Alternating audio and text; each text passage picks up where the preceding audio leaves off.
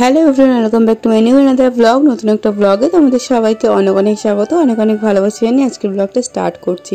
Title আর thumbnail থেকে বুঝেই গেছো আজকের ব্লগটা কী নিয়ে হতে চলেছে। হ্যাঁ, রথের মেলা। তো আমাদের এখানে রথের মেলা প্রত্যেক বছরই হয় আর প্রত্যেক বছর মেলাতেও আসি, কিন্তু এবছর আগে থেকে ডিসাইড করে রেখেছিলাম এবার রথের মেলা থেকে অনেকগুলো গাছ কিনবো। যেমন ভাবা সেরকম কাজ, তাই বিকাল বিকাল চলে এসেছিলাম গাছ কিনতে। তো দেখো এখানে আমার সব গাছ পছন্দ করা হয়ে গেছে, এখন গাছগুলোকে নিয়ে বাড়িতে যাব। পরে আমি তোমাদের যখন গাছ লাগাবো তখন আমি বলে দেবো কোনটা কি গাছ আর কোন গাছের দাম কত নিয়েছে। ছোটবেলা থেকেই গাছের প্রতি একটা অদ্ভুত নেশা ছিল, যে নেশাটা বড় হওয়ার সাথে সাথে একটু কমে এসেছিল পড়াশোনার চাপে।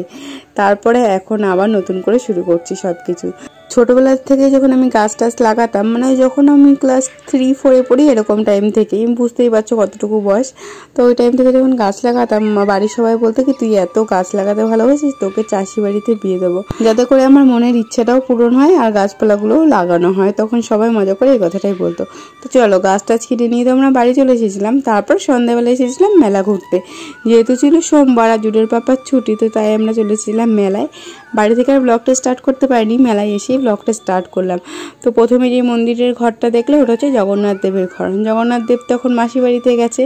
তারপরেই রয়েছে কালী মায়ের একটা মূর্তি, তার পাশেই রয়েছে একটা শিবলিঙ্গ। তো জগন্নাথ দেব যেহেতু মাসির বাড়িতে গেছে তার জন্য রথের মেলাতে এসে কিন্তু আমরা রথ দেখতে পারিনি, কারণ রথ রয়েছে মাসির বাড়িতে। সারা বছরই কিন্তু জগন্নাথ দেব এই মন্দিরেই থাকে, রথও এখানেই থাকে। আর আমাদের এই যে জায়গাটা দেখতে পাচ্ছ, মানে যেখানটায় মেলাটা হয়, এই রথের মেলা হয় বলেই কিন্তু এই জায়গাটার নাম রথতলা। তো যাই হোক, জগন্নাথ দেব তো মাসির বাড়িতে রয়েছে, চলো এবার আমরা মেলাটা ঘুরে দেখি। তো আমি আজকে এত গরম পড়েছিল, খুব বেশি একটা সাজুগুজু করিনি, জাস্ট একটা কুর্তির সেট পরে নিয়েছি আর একটু লিপস্টিক লাগিয়ে বেরিয়ে পড়িয়েছি। গরমের মধ্যে না বেশি মেকআপ শেকআপ করতে ইচ্ছা করে না, আর বয়সের সাথে সাথে সব কিছুই যেন একটুখানি কম কম হয়ে আসে। তার জন্য যখন যেই বয়স তখন সেই বয়সে সেই জিনিসটা করে নেওয়াই ভালো, কারণ পরে আর সেই জিনিসগুলো না ভালো লাগে না। আগে মেলায় আসার জন্য কত বায়না করতাম, কত একটা আগ্রহ থাকতো কতদিন আগে থেকে যে মেলা আসছে। এখন আর সেই সমস্ত নেই, একদিন আসতে হয় জুডোকে নিয়ে, তাই আসলাম। তো যাই হোক, মেলা মানেই তো প্রচুর দোকান, প্রচুর খাওয়ার জিনিস, প্রচুর খেলনাপত্র, তার সাথে মেয়েদের প্রচুর সাজার জিনিস আর বাচ্চাদের প্রচুর রাইডস। তো চলো এখানটায় দেখো একটা ওয়াটার রাইডস টেস্ট ছিল। তো জুডো তো কোনো রাইডসই চলে না, কারণ ও প্রচণ্ড ভয় পায়, যেটাই ওঠে না কেন। ওই যে মিকি মাউস হয় না, যেটাই পাম্পে চলে, দাঁড়াও দেখাচ্ছি। এই রাইডসটা খুব ভাল লাগছিল। এই রাইডসটা আমরা যখন ছোটো ছিলাম তখন খুব একটা দেখিনি, এখনই দেখি বাচ্চারা চলে। আমি কিন্তু ছোটোবেলা থেকে অনেক রাইডস চলেছি, জুডো একটু ওর বাবার মতনই হয়েছে। এই দেখো, এই যে এইটার কথা বলছিলাম মিকি মাউস। তো জুডোর পাপাও কোনো কিছু চড়তে প্রচণ্ড ভয় পায়, আর জুডোও সেরকমই হয়েছে। একবার মেলাতে এসে কী হয়েছিল যেন, এই রাইডসে উঠবে বলে ওকে টাকা পয়সা সব দিয়ে সবে রাইডসে তুলেছি। 50 টাকা নিয়েছিল রাইডসটা চড়তে, বাট ও রাইডসে ওঠেনি, এক পা দিয়েই ওখান থেকে নেমে গেছিলো। তো যাই হোক, তারপরে ওখান থেকে ঘুরে আমি একটু চলে আসলাম সাজার জিনিসের দোকানে। মেয়েদের জানোই চুড়ি, কানের দুল, হার দেখলেই একেবারে সেখানেই লেগে পড়ে থাকে। তো যাই হোক, আমিও এখানে অনেক জুয়েলারি দেখছিলাম, খুব ভালোও লাগছিল। মেলা বলে দামটা একটু বেশি ছিল, তো আমি ছোট্ট একটা ইয়াররিংস কিনেছি, তোমাদের আমি বাড়ি গিয়ে দেখাবো। খুব একটা এখন এসব ভালোও লাগে না, এত প্রচুর হয়ে গেছে না, পরারই জায়গা পায় না, আর তার জন্য আর কিনে কিনে ঘরও ভরতে চায় না। ছোট্ট একটা ইয়াররিং খুব পছন্দ হয়ে যায়, ওটা নিয়ে নিয়েছিলাম।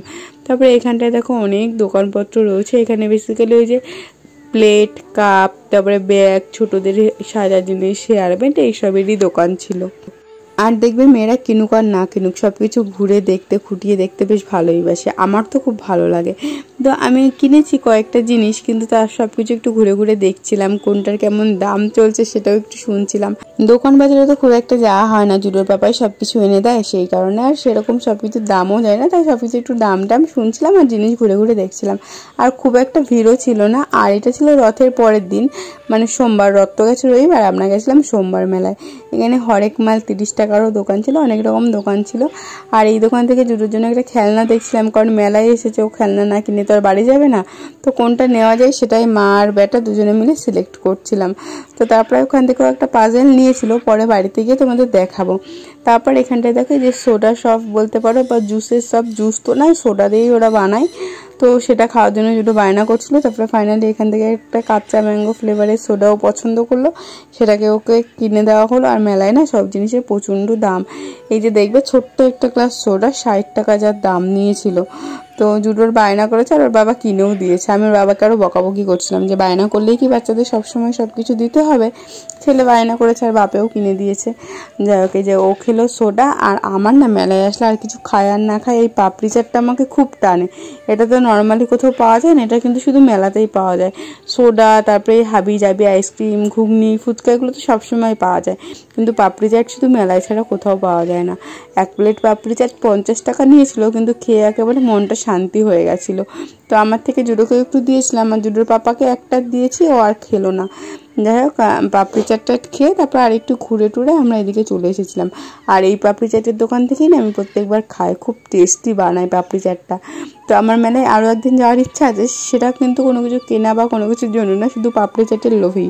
তো জুডোর পাপাকে একদিন বলবো যদি 1 প্লেট এনে দেয় তাহলে ঠিক আছে, আর না হলে আর যাবো না। ওটা জাস্ট এমনিই বললাম, পাপড়ি চাটটা আমি এতটাই পছন্দ করি। আমি যখন টুকিটাকি এটা ওটা দেখছিলাম, সেই ফাঁকে কিন্তু জুডোর একটা আইসক্রিম খাওয়া হয়ে গেছে। এখানে এই আইসক্রিমটা দেখে আবার বায়না, আবার আরেকটা আইসক্রিম খাওয়া হয়ে গেল। তারপর মেলায় এসেছি, জিলেপি না নিয়ে বাড়ি যাওয়া যায়। তারপর এখান থেকে আমি জিলেপিও নিয়েছিলাম। আর মা যেহেতু জিলেপি খাবে না, তার জন্য মার জন্য নেওয়া হয়েছিল বাদাম ভাজা। আর তারপরে আমরা সামনের দিকে এসে না জুডোর বাবা বললো যে 1 প্লেট ঘুগনি নাও, দুজনে মিলে ভাগ করে খাবো। আমার সেরকম খাওয়ার ইচ্ছে ছিল না, যেহেতু জুডোর বাবা বললো যে 1 প্লেট ঘুগনি নিয়ে নাও। আর মেলায় দেখো প্রায় শেষের দিকে আসা যাওয়ার পথে এখান থেকে আবার জুডোর বাবা একটা পাঁপড় কিনেও খেলো। ওর নাকি আবার পাঁপড় খেতে ইচ্ছা করেছে। তো পাঁপড় টাপড় খাওয়ার পরে তারপরে আমরা চলে এসেছিলাম ঘুগনির দোকানে। আর এখানেও ছোটো ছোটো অনেক স্টল করে অনেক দোকান দিয়েছে। আগে না রথের মেলাটা অনেক জমজমাট হতো আর অনেক ভিড়ভাট্টা হতো, এখন আর সেরকম হয় না। আগে তো 2-3 দিনেও আসা হয়ে যেত, মানে বায়না করে করে। একদিন তো মায়ের সাথে আসতামই, আর তারপরে একদিন বন্ধু বান্ধবের সাথেও আসতাম একটু বড় হওয়ার পর। এই রথের মেলার কাছেই একটা স্যারের কাছে পড়তাম, তো ওই স্যারের বাড়িতে সাইকেলটা রেখে সবাই মিলে একদম মজা করে আসতাম। তখন না 50 টাকা 100 টাকা পেলেই অনেক খুশি হয়ে যেতাম, আর এখন সেটা 400-500 টাকাতেও কোনো কিছু মনে হয় না। তো মেলা থেকে আসার পর দেখো জুডোবাবু ক্লান্ত হয়ে গেছে, জুডোবাবুর পাপা জুডোবাবুকে কোলে করে এখন ঘরে তুলছে। আর এই দেখো মেলা থেকে আমি একটা এই যে গার্ডার নিয়েছি, এটা চুলের খোপা করার জন্য লাগে। আমার এই গার্ডারটা ছিল, কিন্তু সেটা নষ্ট হয়ে যাওয়াতে এখন আর অনেক দিন ইউজ করতে পারছি না, দেখেই একটা নিয়েছি। আর এই যে জুডো এই পাজলটা নিয়েছে, ওর এটা খুব পছন্দ হয়েছে। আর বললাম না একটা কানের দুল নিয়েছি, এই দেখো এই কানের দুলটা নিয়েছি, 40 টাকা নিয়েছে, খুবই সুন্দর লাগছিল দেখতে। আর একটা কাঠের চিরুনি নিয়েছি। আগে একটা চিরুনি ছিল, বাট ওটা জুডো ছুঁড়ে ফেলে না ভেঙে দিয়েছে, তাই এই চিরুনিটা নিয়ে নিলাম। তো চলো আজকের ভিডিওটা এখানেই শেষ করছি, সবাই ভালো থেকো।